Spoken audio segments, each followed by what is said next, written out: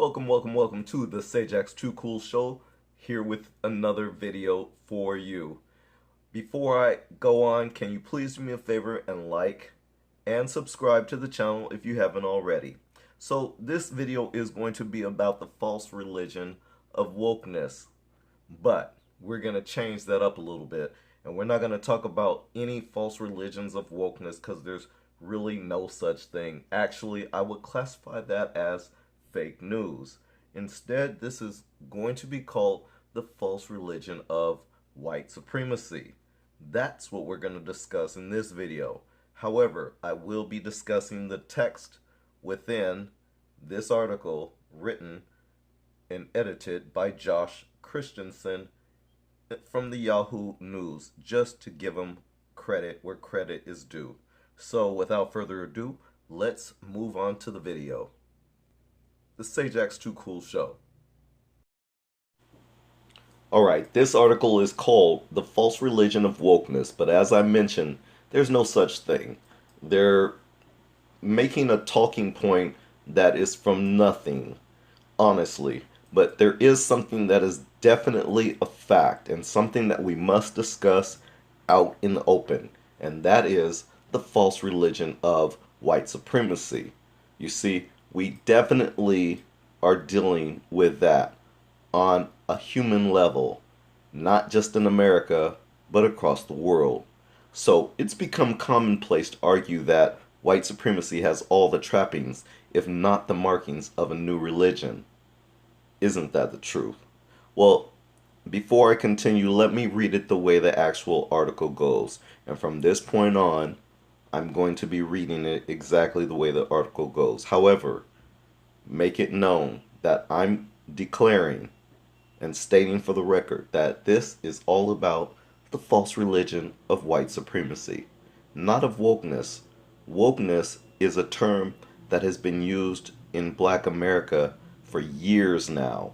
And so for mainstream media to just now pick up the word and start using it as a talking point and using it incorrectly doesn't mean that they're right. And so therefore we're going to change this article.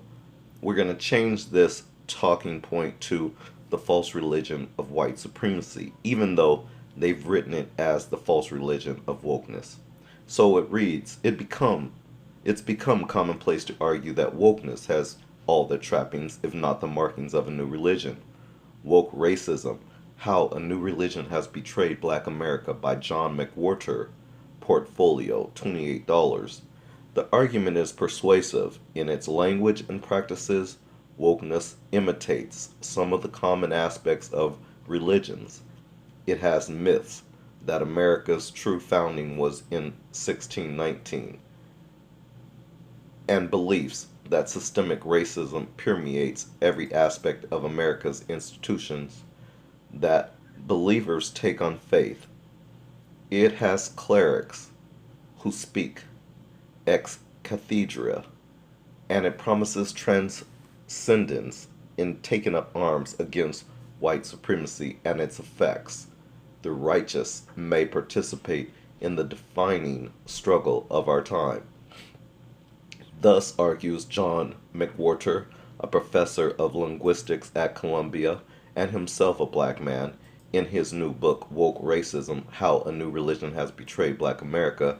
The zeal of the elect, as McWhorter calls the adherents of this new creed, has made wokeness one of the most powerful forms of religious observance in America today. In a matter of years, a fringe ideology formerly limited to academia has swept through corporations, churches, schools, and federal and state governments. Addressing himself to readers half convinced of this ideology's truth, McWhorter argues that wokeness is harmful to the very people it purports to help. The appeal of wokeness remains puzzling to the outsider. Certainly, the collapse of mainline Protestantism has left many people searching for moral purpose. But what attracts them to such a ruthless religion which encourages its followers to flagellate themselves, excuse me, I'm sorry, flagellate themselves, and persecute others over an ever expanding list of racial wrongs.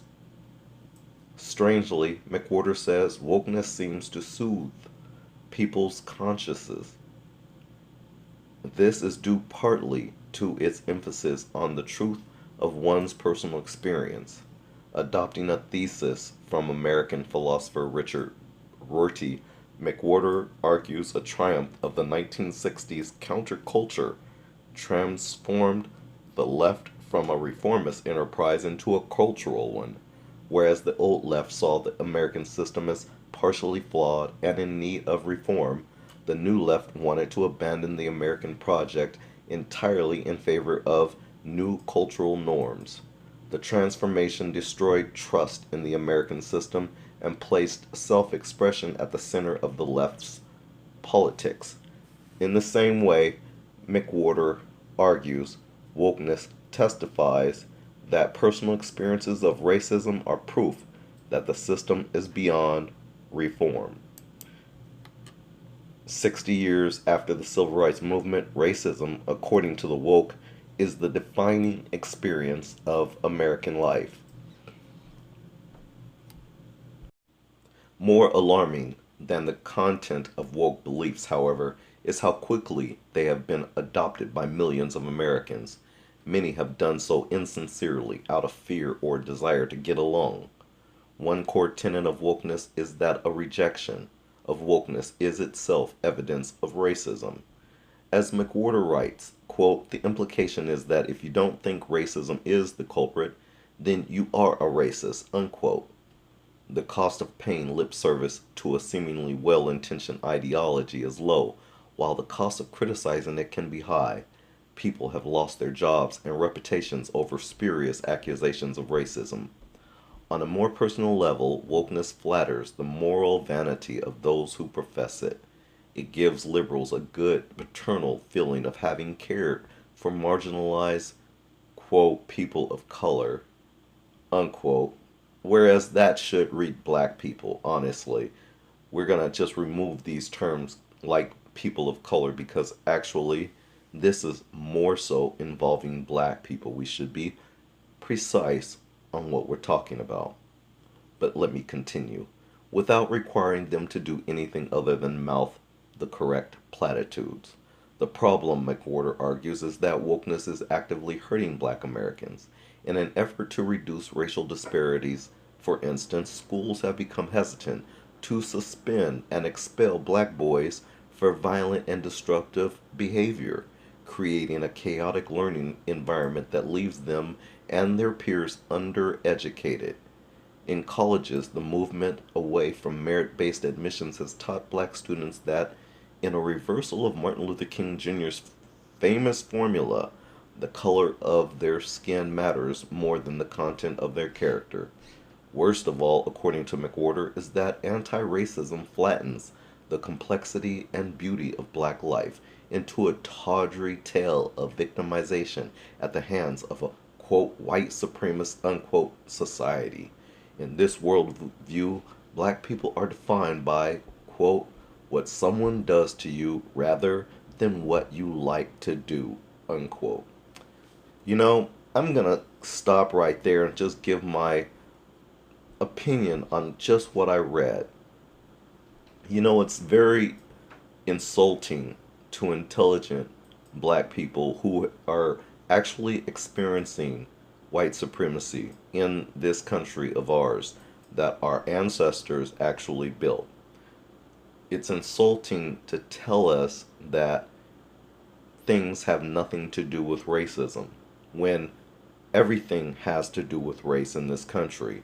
It's shown on every level. No one can say that it's not. If you do, you are totally lying to yourself, and then you're trying to lie to intelligent people. And that's unacceptable. So, this person called McWhorter, John McWhorter, who wrote this book, Woke Racism, How a New Religion Has Betrayed Black America, you have so many points that are so off basis is not even funny. It's actually sad as I was reading this article to say that the implications is that if you don't think racism is the culprit, then you are a racist. Come on. Everyone doesn't think the same way, no matter what organization, movement, corporation, or what have you. Not everyone thinks the same. So for you to brush a wide brush on the culture of people who happen to be considered woke, that is, with their eyes open and aware of exactly what's going on and what they're actually experiencing versus what people try to say we're experiencing, well, you're not going to be able to get away with that. That's unacceptable. Here at the Sage Acts Too Cool show, we have to point this out, make it very clear and very plain our intentions. And our intentions are to speak the truth. Truth to power, however you want to wrap it up. Anyways, we're going to end this video off here. Please tell me what you think of it or my ideas, whether you like it or not. Again, the only thing I ask is that you please remain respectful. Again, this is a Sage Acts Too Cool show. We'll see you in the next video. I'm out of this piece.